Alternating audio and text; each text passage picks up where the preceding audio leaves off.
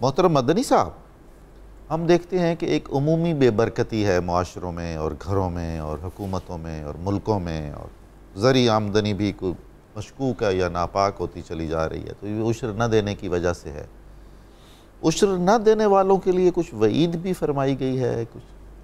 قبلہ نظامی صاحب، آپ کے سوال کو ایڈریس کرنے سے پہلے ایک چھوٹی سی بات عرض کرنا چاہتا ہوں۔ جیسے عاملین کے تحت کچھ ممالک میں یہ اطلاع ملی ہے کہ لوگوں نے کچھ ویلفیئرز نے اپنے افراد رکھے ہوئے ہیں، وہ زکوٰۃ اکٹھی کرتے ہیں اور اس میں سے وہ حصہ لیتے ہیں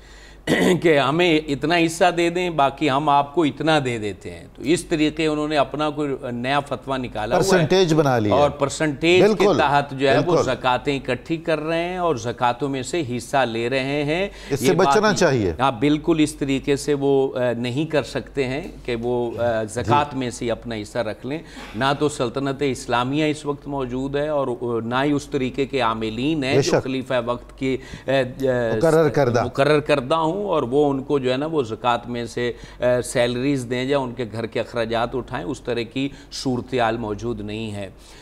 جو دوسری بات آپ نے بڑی اہم ترین بات ارشاد فرمائی ہے کہ زکوٰۃ یا عشر نہ دینے کی وعیدیں کیا ہیں۔ اسلام نے اس کو رکن قرار دیا ہے۔ ظاہر سی بات ہے، جو اسلام کی عمارت کا پلر ہو، ستون ہے، اس ستون ہو، اس کو کوئی شخص گرا دے اور اس کی طرف توجہ نہ دے تو اس کا دین، ایمان اور یہ چیزیں برقرار رہ سکیں، ایسے کیسے ہو سکتا ہے؟ حضور فخر عالم، جان کائنات، روح کائنات صلی اللہ علیہ وآلہ وسلم نے سخت تاکید فرمائی ہے زکوٰۃ کے اور عشر کے معاملے میں کہ اس کو ادا کرنا انتہائی ضروری ہے۔ بلکہ قرآن مجید فرقان حمید نے تو متقین کی جو نشانی اور اوصاف بیان کیے ہیں، اس میں سے ایک وصف یہ بھی ہے وَمِمَّا رَزَقْنَاهُمْ يُنْفِقُونَ، کہ جو رب نے ان کو رزق دیا ہے اس میں سے ایک حصہ یہ اللہ کی راہ میں خرچ کرتے ہیں۔ پھر قرآن مجید فرقان حمید نے دونوں پہلوؤں کو بیان کیا ہے کہ خرچ کرنے والے کو اللہ کیا عطا کرتا ہے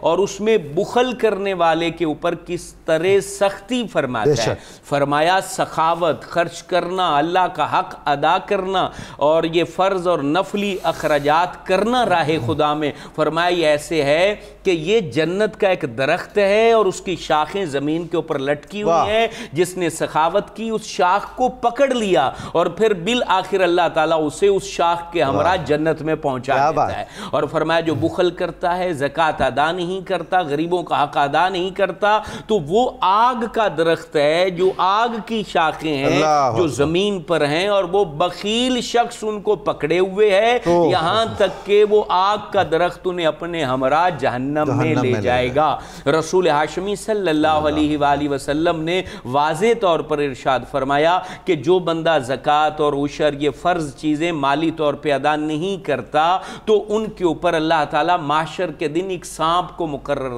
کر دے گا، وہ اسی مال کی نوست کی بنیاد پر ہوگا جو ان کو ڈسے گا۔ قرآن مجید فرقان حمید نے صاف صاف اعلان کیا کہ اسی مال کے ذریعے جو تمہیں بہت محبوب ہے، جو تم نے غریبوں کا حق کھا لیا ہے، غریبوں تک نہیں پہنچایا ہے، فرمایا اس کے ذریعے اللہ تمہاری پیشانیوں کو اور پہلوؤں کو داغے گا جس کی تکلیف محسوس کرو گے۔ پھر قرآن کے دوسرے حصے میں اللہ رب العالمین نے ارشاد فرمایا کہ اگر تم نے زکوٰۃ ادا نہ کی، عشر ادا نہیں کیا، یہ فرض مال کو غریبوں تک نہ پہنچایا، تو رب کریم تمہیں قیامت کے دن آگ کی پہاڑیوں کی چوٹیوں پر بٹھائے گا اور تمہیں اس تکلیف کا سامنا کرنا پڑے گا۔ یہ کوئی قصہ نہیں ہے، یہ کوئی کہانی نہیں ہے، یہ کسی مولانا کی بات نہیں ہے، یہ کسی حکایت کا حصہ نہیں ہے، یہ قرآن مجید فرقان حمید لا ریب کتاب کا حصہ ہے اور اس میں صاف صاف کہا گیا ہے، وہ بھی تو فرمایا نا الہاکم التکاثر، الہاکم التکاثر۔ تو یہی چیز تو ہے کہ آج اسی کثرت نہیں تو مار دیا ہے۔